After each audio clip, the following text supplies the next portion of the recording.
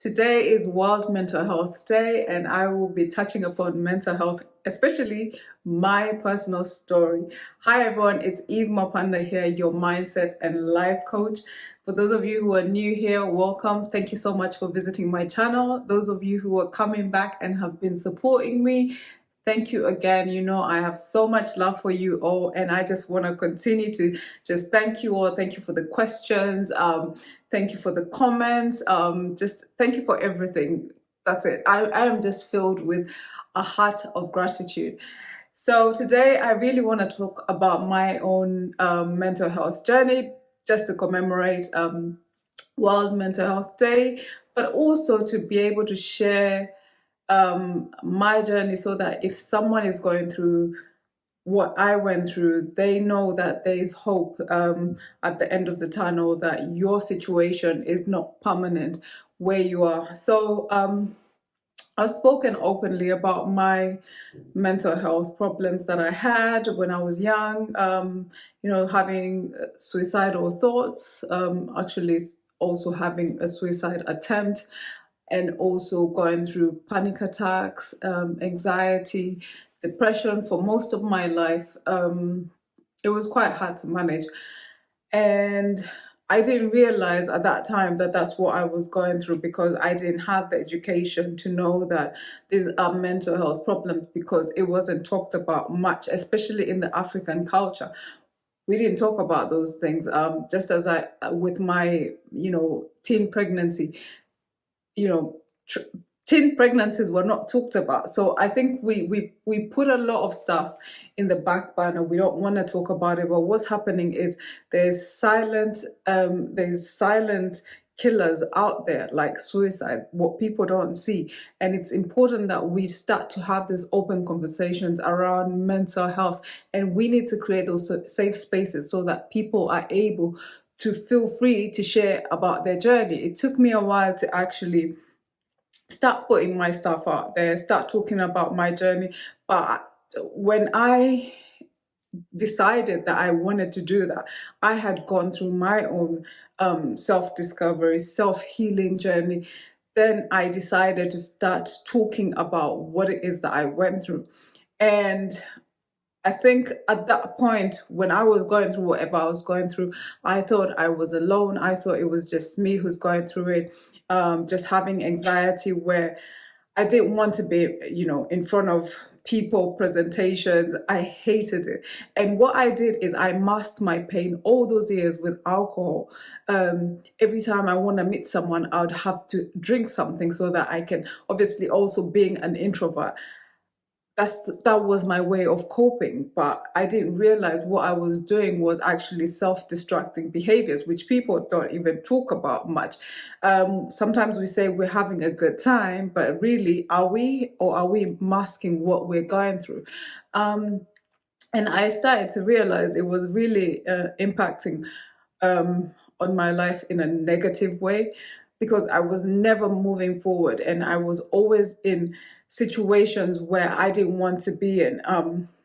Always people pleasing, always in a situation where I felt rejected, where I felt like I am constantly trying to validate myself to other people, always feeling depressed, unfulfilled. Like all these things were just going through my mind. And because I still suffered from anxiety and depression, I had this fear of that I would never amount to anything, that I had this fear of failure.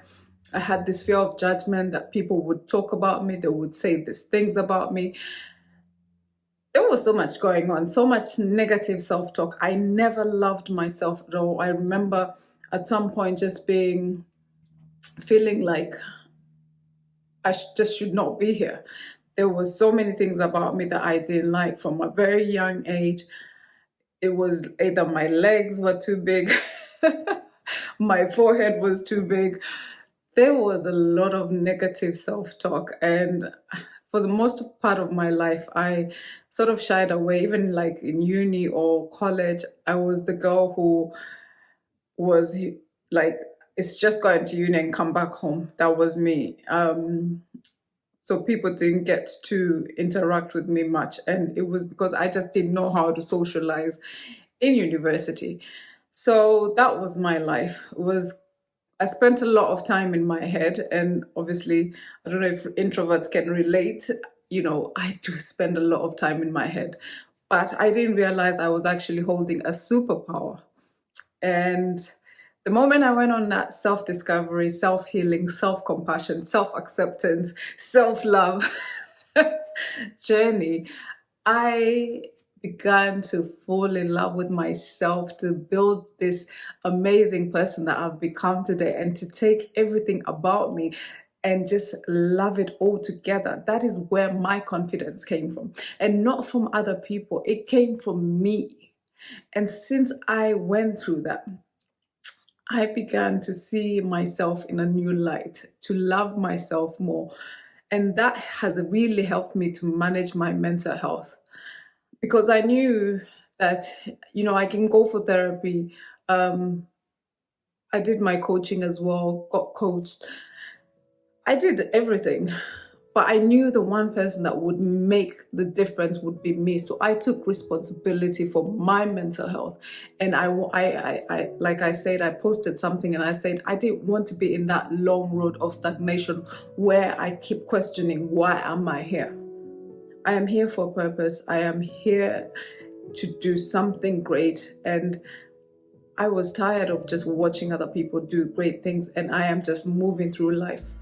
I wanted that opportunity for myself. So I went out and I took that road to learn about myself. So I stand here, happy, confident, fulfilled, content, a heart full of gratitude. And I know I'm not where I want to be, but I know that I am not where I used to be. So whatever you're going through right now, if you're going through, trials and tribulations, and you just don't know how to go about things, and you feel like you want to give up, I just want to let you know that there's hope. There's hope out there, that your situation is not permanent. And just talk to someone, reach out to someone, talk to someone about what you're going through, because you would be amazed how many people are willing to listen. I thought that people were not interested in knowing about my mental health when I was going through that. And it's only when family and friends read about my blog and they reached out to me and said, I didn't know you were feeling like this. I wish I knew I could have been there. So you'd be very surprised about who can support you in that time. So I wanted to share that today. I wanted to share my struggles, and I also want to give you a virtual hug if you're watching this. So let's hug. And I just want to spread love and light. I am here to make, global impact, and I just want to let you know that you are human, you are perfect the way you are, and you are here to be great. So whatever it is that you want to be, don't let whatever you're going through stop you. Dream and dream big. Thank you so much for watching. Before you head out, make sure you subscribe to my channel, hit the notification bell so that you get notified every time I put out a new video. And oh yeah, there's one more thing. Apparently it's put the like button. I don't know where the like button is, but just press the like button. I'm learning new things every day. But before you go, I want to know, how are you making your mental health and well-being a priority? Put it in the comments, and I would love to hear what you're doing and what others are doing. Thank you. Bye.